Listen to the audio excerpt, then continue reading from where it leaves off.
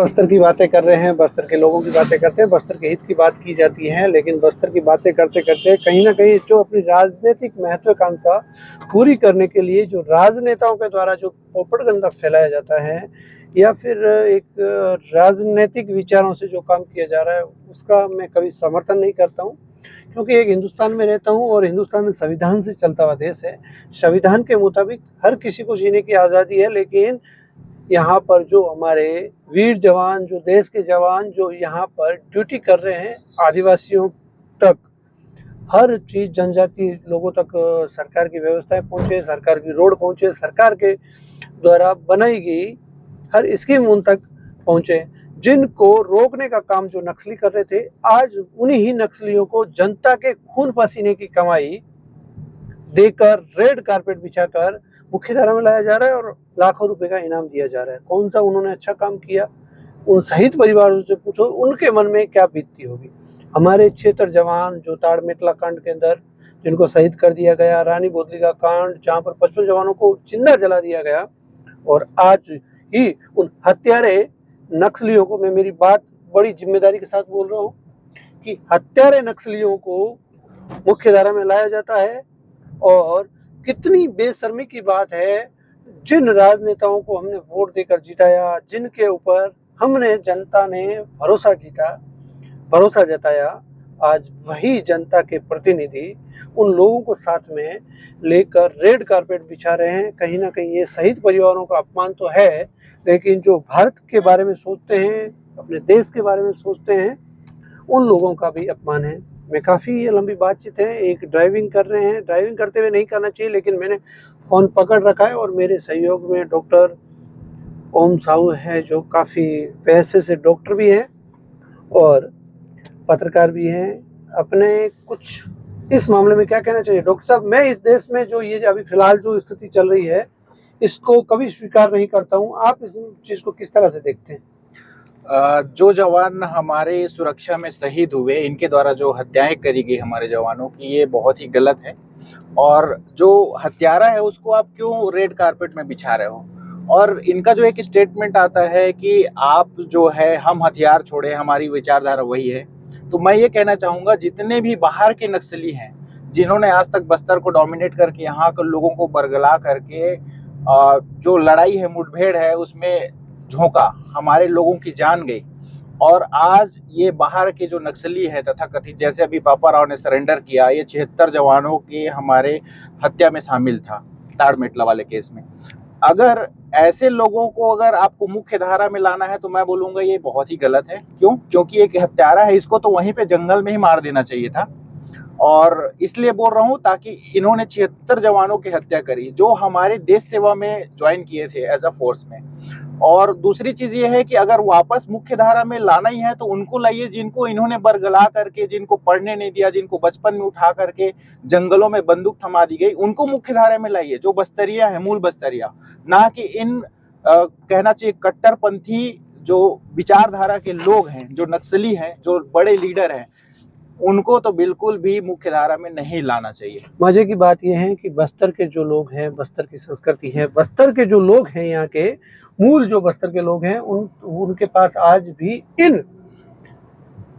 तथा कथित लाल आतंक वाले आतंकियों की वजह से आज पीडीएस का चावल नहीं पहुंच पा रहा है, आज इनकी वजह से रोड रास्ते नहीं पहुंच पा रहे हैं, 40 साल से एजुकेशन से वो कनेक्ट नहीं हो पा रहे हैं, उनके आधार कार्ड नहीं बन पा रहे हैं। उनको ये तक कई के लोगों को नहीं पता है कि भारत का नोट कैसा होता है। 10 के नोट में और 50 के नोट में वो फर्क नहीं समझ पा रहे। 2 जनरेशन बिना पढ़ाई लिखाई के गुजर गई और अभी आने वाली जनरेशन को और 20 साल और लगेंगे पढ़ लिख करके ग्रेजुएट होने में। और अगर सरकार वहां तक स्कूल एजुकेशन, कॉलेजेस पहुंचा पाए तो बेहतर है। मैं तो बोलूँगा जैसे जगदलपुर जैसे जिला मुख्यालय में गिने चुने 2-4 कॉलेजेस हैं तो डीप इंटीरियर की आप बात ही भूल जाइए कि यहाँ पे डेवलपमेंट हो पाएगा। जो 2047 में विकसित भारत की बात हो रही है, तो एक क्षेत्र ऐसा है जहाँ पे विकास ही नहीं हुआ आज तक, तो विकसित होने की तो सवाल ही नहीं उठता। और सबसे बड़ी सवाल वही है, मैं आज भी बोल रहा हूँ कि यहाँ के जो लोकल बस्तरियाँ हैं उनको मुख्य धारा में लाया जाए, ना कि ये मर्डरर लोगों को। मर्डरर इन द सेंस जो बड़े लीडर्स जो बैठे हैं बाहर से आके और यहाँ के लोगों का जो कत्लेआम करवा रहे थे, इनके हाथों में बंदूक थमा के उनको मुख्य धारा में बिल्कुल नहीं लाना चाहिए। ये हमारे जवानों के साथ अन्याय है और उनके परिवारों के साथ। ऐसे में कोई भी युवा नहीं चाहेगा कि वो अपने देश और अपने राज्य के लिए अपनी कुर्बानी दे और उनके मर्डरर को रेड कारपेट बिछाकर सरकार जो है मुख्य धारा में जोड़ने के नाम से उनका महिमा मंडन करें और उनको जो है पालन पोषण का जरिया दे। आज वो जवान जो शहीद हुए हैं उनको एक जो रूल के हिसाब से नॉमिनेशन था, जो कंपेंसेशन था वही मिला। इनको तो जो चाहिए वो दे रही है सरकार, ऐसा नहीं करना चाहिए। मेरे मन में दर्द है और दर्द उस बात का है जब 2017 में होली का समय था और जब आरओपी निकली थी सीआरपीएफ की 219वीं बटालियन जो भेज्जी का इलाका है, भेज्जी जगरगुंडा और जगरगुंडा से साइड में दोरनापाल और जगरगुंडा के बीच में से तेलंगाना को जोड़ने वाला रास्ता है। वहाँ पर मेरा दोस्त था जगदीश प्रसाद बिश्नोई, 219वीं बटालियन में हेड कांस्टेबल के पद पे तैनात था। वो आरोपी जाते हैं, रोड की ओपनिंग पार्टी वो निकाल रहे होते हैं और उनको 17 जवानों को शहीद कर दिया जाता है। होली के दिन उसके परिवार में क्या बीत रही होगी उसकी स्थिति आप आज भी मैं जब सोचता हूँ बड़ा रूह कांप जाती है। मेरे को कई बार रात को जब अकेला होता हूँ तो मेरे को, क्योंकि मेरा प्यारा दोस्त था, मुझे रोना आता है। मेरा एक दोस्त को मैं कितना आज तक भुला नहीं पा रहा हूँ, जिन्होंने अपने परिवार के लोगों को अगर खोया है उनकी क्या स्थिति होगी। इन कुत्ते कमीने नक्सलियों को मैं ये शब्द बड़ी जिम्मेदारी से यूज इसलिए कर रहा हूँ क्योंकि हमने वो दर्द झेला है, हमने वो दुख झेला है कि हकीकत में ये नक्सल की जो लाल आतंकी थे ये कितनी आतंक फैला रहे थे और आज जो जनता थी वो ज्यों की त्यों ही है, जैसे कि वैसी स्थिति में है। और इन लाल आतंकियों को यहाँ पर मुख्य धारा में जोड़ा जाता है, लाखों रुपए का पैसा दिया जाता है और जमीन शहर में अलग दी जाती है, गांव में अलग दी जाती है। आखिर क्यों, कहाँ जरूरत पड़ी है, क्यों हिड़मा जैसा कांड इनके साथ क्यों नहीं किया जा सकता? जो एक और भी सवाल है, जब हिड़मा जो है सरेंडर करने के लिए आया तो उसकी लाशें मिली है ना, एनकाउंटर हो गया, लेकिन तीन साइड से जो है पापा राव घिरे होने के बाद, पूरे बटालियन से घिरे होने के बाद भी वो सरेंडर कर लेता है। इसके साथ ऐसा नहीं होता। ये भी एक सवाल है, बहुत बड़ा है, क्योंकि एक कहना चाहिए बहुत बड़ा सवाल उठा था कि हिड़मा का एनकाउंटर कैसे हुआ और उसकी जो वर्दी बदल दी गई, वो एनकाउंटर नहीं था, वो मर्डर था। ये तो हम नहीं बोल सकते, बट इतना जरूर बोलूंगा कि जब ये लोग सरेंडर हो सकते हैं तीनों तरफ से इन लोग घिरे होने के बाद भी, तो हिड़मा को सरेंडर करने में कहाँ दिक्कत आई? क्यों ऐसा नौबत बना कि उसको एनकाउंटर करना पड़ा? ये भी एक सवाल है। एक बात, मैं जब इस मामले में नक्सल मामले में स्टडी कर रहा था और मैं नक्सल काफ़ी कवर कर चुका हूँ नज़दीक से। हिड़मा का जब डेथ हुई थी तो मैं उसके गांव कुंवरती गया, मैंने बड़े नज़दीक से इस चीज़ को कवर किया, वहाँ के लोगों की प्रक्रिया जानी। तो जो ये पापा राव है, पापा राव को वहाँ पर भूत के नाम से जाना जाता है। जगरगुंडा एरिया के लोग अगर जगरगुंडा एरिया के लोगों को आज भी अगर पापा राव को सौंप दिया जाए तो मुझे नहीं लगता कि इसको जिंदा छोड़ दिया जाएगा। जितने बस्तर के लोगों का हाथ पांव के पैर नाक काटे हैं, यानी जितने लोगों के बॉडी के साथ छेड़छाड़ की गई है, अंगों के साथ छेड़छाड़ की गई है, ये सब पापा राव ने किया है। जब उस पापा राव को हमारे एक सहयोगी पत्रकार उनका इंटरव्यू कर रहे होते हैं तो इतने बेशर्मी से हंसता हुआ आता है, सरेंडर करने के लिए आता है, इतनी बेशर्मी से हंसता हुआ आ रहा है जैसे कि उसने रसिया यूक्रेन की लड़ाई जीत के आ गया हो, ऐसी हंसी वहाँ पे दिखा रहा है, जबकि वो हमारे जवानों का हत्यारा है। हकीकत में अगर ये संविधान हिंदुस्तान का नहीं होता और मुझे अगर छूट दी गई होती तो शायद मैं भी अपना आपा खो देता, लेकिन हकीकत में इस संविधान की बंदी से बंधी हुई है। हम भारत के संविधान को मानते हैं और भारत के राजनेताओं पर भी, कई राजनेताओं पे मेरे को विश्वास है कि आने वाले समय में वो कहीं ना कहीं हमारे देश के साथ में गलत नहीं होने देंगे। और बस्तर में, छत्तीसगढ़ में मैं एक कवर करते करते मुझे डॉक्टर साहब ऐसा एहसास हो रहा है कि आप जैसे युवाओं को भी राजनीति में आने की जरूरत है, क्योंकि जिस स्थिति को राजनीति में ये लोग आ रहे हैं, ये सिर्फ और सिर्फ नक्सलियों को जो सरेंडर करवा रहे हैं, ये भी एक राजनीतिक फायदा है। और यहाँ पर यही नक्सली थोड़े दिनों बाद में चाहे देश की संसद में हो या फिर राज्य के विधानसभा में जाके हमारा नेतृत्व करेंगे और हमारे वही जवान जिनके साथियों को इन्होंने शहीद कर दिया, वही जवान इनको सल्यूट करेंगे। मेरे को बहुत बुरा इस चीज़ का लगता है कि हकीकत में इन लोगों को ऐसा मौका क्यों दिया जा रहा है? हजारों लोगों की जान, लगभग 12,000 लोग मारे गए हैं अभी तक के नक्सल में विरोधी अभियानों में, और हमारे जो सुरक्षा कर्मी जवान हैं और आम नागरिक मिलाकर मुझे लगता है इतने बॉर्डर पे नहीं जवान शहीद हुए। इतने नहीं हुए हैं। और दूसरी बात यह है, अगर 12,000 आम नागरिक और हमारे सुरक्षा बल के जवान मारे गए हैं, तो ये गिने चुने जो लीडर हैं, है ना, जो टॉप के जो लीडर हैं, जितने भी साउथ के बिलोंग करते हैं, इनको गिन चुन के अगर हम देखें तो 20-30 लोग होंगे हार्डली।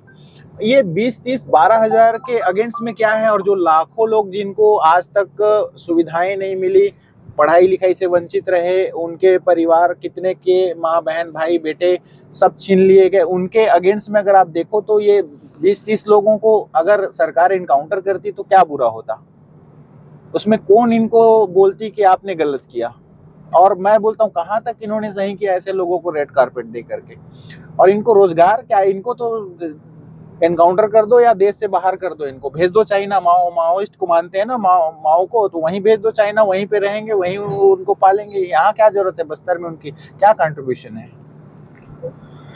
काफी जो स्थिति और वर्तमान परिस्थिति है, डॉक्टर साहब ने जिस हिसाब से बताया, मुझे जितना मेरी समझ है उसके अनुसार मुझे लग रहा है ये स्थिति नहीं होनी चाहिए थी। और भारत में जो व्यवस्थाएं फिलहाल है वो काफ़ी दुख दे रही हैं। ऐसी व्यवस्थाएं नहीं होनी है। कहीं ना कहीं जो भारत से प्यार करने वाले लोग हैं वो इस नक्सल में बोल तो नहीं पा रहे हैं, लेकिन व्यक्तिगत तौर पे बड़े दुखी हैं। तुम्हारे और जनता के, ये बोलते हैं ना हम जनता के हक के लिए लड़ रहे हैं, तुम्हारे जनता के हक के लिए लड़ रहे हो तो तुम जनता की जान क्यों ले रहे हो? उनकी क्या गलती है? वो जो डीप इंटीरियर में रहते हैं, जंगलों में रहने वाले लोग हैं, क्या उन्होंने कहा था कि हमारे लिए लड़ो? तुम आए हो चाइना से, तुम आए वेस्ट बंगाल से, वेस्ट बंगाल में तुम्हारा क्या आज की डेट में है कुछ हैसियत? कुछ नहीं है। बस्तर में क्यों है? क्योंकि यहाँ के लोग पढ़े लिखे नहीं है, इनकी कनेक्टिविटी नहीं है, सरकार आज तक कोई डेवलपमेंट नहीं कर पाई। कहीं ना कहीं गलती तो गवर्नमेंट की भी है। क्यों डेवलपमेंट नहीं गया? क्यों उनको एजुकेशन नहीं दिया गया? क्यों उनको ऊपर ध्यान नहीं दी गई आज तक?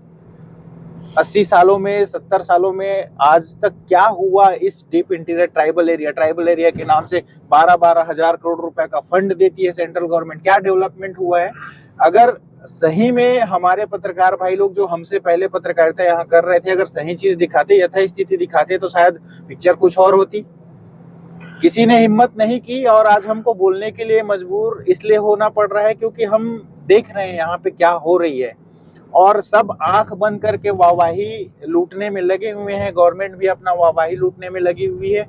ये गवर्नमेंट राजनीति कर रही है। हाँ, राजनीति तो कर रही है। डेमोक्रेसी में ऐसा नहीं है, सबका समान अधिकार है, सबका हक है इस देश में, इस जंगल में, इस जमीन में।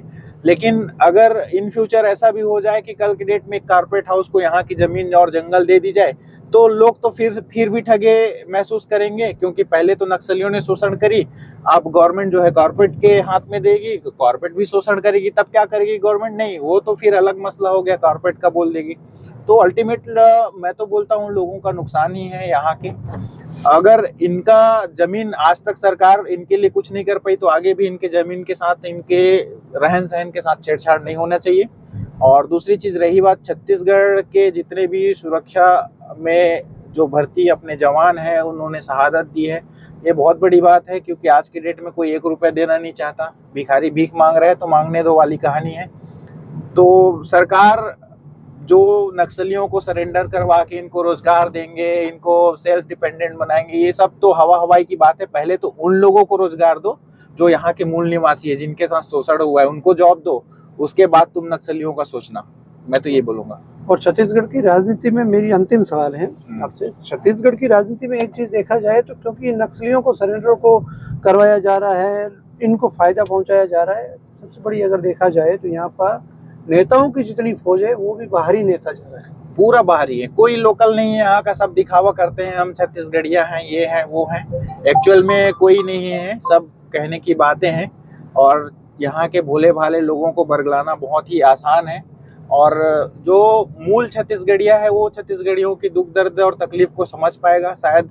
और कुछ अगर ये समझ भी रहे होंगे तो समझने का दिखावा कर रहे हैं, कोई अपना नहीं है, सब यूज कर रहे हैं बस यहाँ की राजनीति, यहाँ के नेचुरल रिसोर्स, यहाँ के पैसा, यहाँ का जॉब। और यहाँ की सारी चीज़ों में आज उन्हीं का कब्जा है और इसको कोई रोक नहीं पाएगा, क्योंकि हम एक विरोध करने से कुछ नहीं होता। जो आज भी यहाँ के ज़्यादातर पॉपुलेशन है, जो यंगस्टर्स हैं, वो इन चीज़ों को नहीं समझ पाते या समझना नहीं चाहते। वो अपने नशे में मदमस्त हैं, उनको बढ़िया सरकार व्यवस्था कर दी है, पीने खाने का फुल पियो खाओ एंजॉय करो, बस इतना ही है। और लाइफ में यहीं सड़ते पड़े रहो। तुमको पढ़ने के लिए भी जो हायर स्टैंडर्ड सेट होना चाहिए, जो आप एक मेट्रो सिटीज़ में जाएंगे, टायर 2 सिटीज़ में जाएंगे, वहाँ के एजुकेशन सिस्टम को आप देख लीजिए प्राइमरी और सेकेंडरी लेवल पे, और यहाँ की जो स्कूलिंग है, यहाँ पे तो 10वीं तक तो आपको ऐसे ही पास कर दिया जाएगा। उसके बाद वो क्या, जब बेसिक ही तुम्हारा स्ट्रांग नहीं है तो तुम आगे जाके प्रोफेशनल कोर्स नहीं कर पाओगे, बहुत सारी टेक्निकल चीज़ें नहीं सीख पाओगे, तो तुम आगे कहाँ जाओगे? तुम्हारे बदले तो सब्स्टिट्यूट और भी बाकी 33 राज्यों में भरे पड़े हैं ना, तो तुम्हारा सेट ऑफ स्टैंडर्ड क्या होगा? कुछ नहीं है, सब जीरो से लास्ट में। तो वही 4th क्लास का जो एम्प्लॉयमेंट है वही मिलेगा, हार्डली मिल गया तो। और बिजनेस की बात तो तुम भूल ही जाओ, क्योंकि तुम्हारा अभी से बुकिंग हो जा रहा है कारपेट हाउस के नाम में, जल जंगल जमीन सब कुछ जा रहा है ना। और आगे क्या होगा पता नहीं मुझे, लेकिन शायद अगर देखते हैं, अगर इन फ्यूचर अगर कुछ कर पाए बेटर राजनीति में, या फिर जो भी अपने एंड से कंट्रीब्यूशन होगा हमारा, जो सही लगता है अपने लोगों के लिए, वो अपन करने की कोशिश करेंगे। धन्यवाद डॉक्टर साहब। Thank you. फिलहाल जो स्थितियां हैं छत्तीसगढ़ की हैं और फिलहाल बस्तर की हैं, उन स्थितियों को अगर जितना मैं देख पाया हूँ, पत्रकारिता के इतिहास में रहा हूँ, तो मेरी जितनी समझ इसमें रही है, मुझे लग रहा है कि जो ये नक्सलियों को के साथ में समर्थन में सरकार उतरी है, ये जनता के साथ कहीं ना कहीं सरकार घोर अन्याय कर रही है। मैं चाहता हूँ इन नक्सलियों को सरेंडर ना करवा कर इनको जहाँ जहाँ हैं, चाहे आपने करवा दिया है, लेकिन जनता का पैसा इनके ऊपर नहीं लगाए और इनको अपने अपने मुल्क भेज दिया जाए। वो अपने जिस तरह से जीना खाना पीना चाहे रहे हैं। हम बोल रहे हैं चलो जो कर दिया सो कर दिया, लेकिन इनको अपने हालात पे छोड़ दिया जाए। क्यों जनता का पैसा इनके ऊपर बर्बाद किया जा रहा है? लेकिन सरकार कहीं ना कहीं इन चीज़ों को नहीं मान रही है। वो सिर्फ और सिर्फ अपनी राजनीतिक महत्वाकांक्षा पूरी करने के लिए। एक चीज और कहना चाहूंगा मैं, अभी तो ये सरेंडर कर रहे हैं, बोल रहे हैं कि हम विचारधारा वही है, हम बस हथियार सरेंडर कर रहे हैं। कल के डेट में इन लोग अपना अलग डिमांड रखेंगे। डिमांड क्या रखेंगे? या तो राजनीति में आने के लिए डिमांड रखेंगे, या इनके लिए स्पेशल पैकेज की डिमांड रखेंगे, जिसमें जो मूल निवासी यहाँ पे जो नक्सली संगठन से जुड़े हुए थे उनको कुछ बेनिफिट नहीं है। ये सब ले जाएंगे जो बाहर के जो नक्सली हैं, नक्सली लीडर हैं, ये सब बाद में बहुत सारी डिमांड रखेंगे, मुझे ऐसा लग रहा है। और सरकार मजबूरी में पूरा करिए। कहीं ना कहीं प्रभाव भी डॉक्टर साहब। और एक चीज और है ना, अगर सरकार उनकी डिमांड पूरी नहीं करती है तो फिर बोलेंगे हम फिर हथियार उठाएंगे। ये भी एक ब्लैकमेलिंग का एक तरीका हो जाएगा इनका। और स्टेट गवर्नमेंट क्या करेगी? सेंट्रल गवर्नमेंट को ये दिखाएगी कि नहीं, ये फिर से वही मूवमेंट करना चाह रहे हैं, तो इनको स्पेशल पैकेज दे दिया जाए बोल के स्टेट गवर्नमेंट भी अपना कमीशन खोरी में लग जाएगी। क्योंकि जिस तरह से यहाँ के नेता तो सब बेईमान है ना। इसका प्रभाव देखने को मिल गया। जैसे ही तेलंगाना में देवजी ने सरेंडर किया, देवजी ने बोला कि जो माओवादी पार्टी है, जो माओवादियों का ये संगठन था, इसको राजनीतिक पार्टी का दर्जा देना चाहिए। मतलब इनकी महत्व को जो आपने बात अंदेशा जताया है, तो कम्युनिस्ट पार्टी ऑफ इंडिया की इन्हीं का तो पार्टी है, और वो चुनाव भी लड़ रहे हैं। उनके विधायक भी हैं, उनके सांसद भी हैं। फिर भी कम्युनिस्ट की पार्टी ऑफ माओवादी जो है, इनकी जो माओवादियों की जो पार्टी अलग से है, इसको भी अब कहीं ना कहीं ये बोल रहे हैं कि हमें राजनीतिक संगठन का दर्जा दिया जाए। ये देवजी की मांग थी और शायद सरकार भी इन चीज़ों पर विचार कर रही हो। तो कहीं ना कहीं ये जो आप जिन चीज़ों को लेके शक जाहिर कर रहे हैं, वो शक सही में साबित होने वाला है। होगा। ठीक है, कड़वा सच में ये जितनी भी स्क्रिप्ट है, ये कोई एडिट वेडिट किसी के साथ नहीं होगा, डायरेक्ट डाली जा रही है। जिसको देखना है और जिनको चाहिए वो इसमें से अंश उठा सकता है, कॉपीराइट फ्री। जय हिंद, वंदे मातरम।